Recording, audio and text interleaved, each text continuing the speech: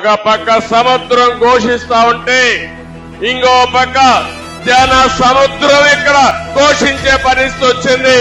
యువగళం ఒక పక్క, ఇంకో పక్క ఎన్నికల యుద్ధ బేరీకి మోగించడానికి వచ్చినటువంటి సైనికులందరికీ పేరు పేరున మనస్ఫూర్తిగా నమస్కారాలు. ఈ రోజు ఒక్క విషయం ఈ మహాసభ ద్వారా తెలియజేస్తున్నాను.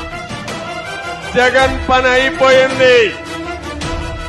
ఇప్పుడే మిత్రులు చెప్పినట్టు రేపు జరిగే కురుక్షేత్ర యుద్ధంలో వైసీపీ ఓడిపోవడం ఖాయం. అది నిర్ణయం అయింది. పరికి రాని వ్యక్తి, రాజకీయాలకు ఏమాత్రం అర్హత లేని వ్యక్తి ఈ జగన్మోహన్ రెడ్డి అని చెప్పి కూడా నేను మీకు తెలియజేస్తున్నా.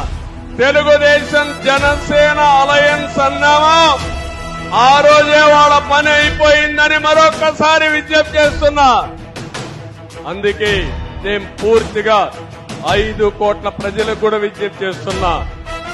ఆంధ్రప్రదేశ్ రాష్ట్రంలో ప్రజానీకం బాగుపడాలంటే, కంటి నిండా నిద్రపోవాలంటే, మన భవిష్యత్తు ఉండాలంటే, మన ఆస్తులకు ప్రాణాలకి మన ఆడపిల్లలకు రక్షణ ఉండాలంటే వైసీపీ విముక్త రాష్ట్రంగా ఏపీ తయారు కావాలి.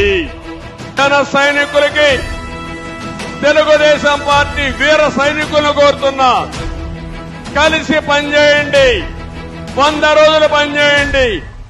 ఆ తర్వాత మిమ్మల్ని ఏ విధంగా కాపాడుకోవాలి, ఏ విధంగా ఆదరించాలి, ఏ విధంగా గుర్తించాలో గుర్తించే బాధ్యత తెలుగుదేశం పార్టీ తీసుకుంటామని మరొక్కసారి హామీ ఇస్తూ ఈ రోజు మిమ్మల్ని అందరినీ ఒకటే కోరుతున్నా.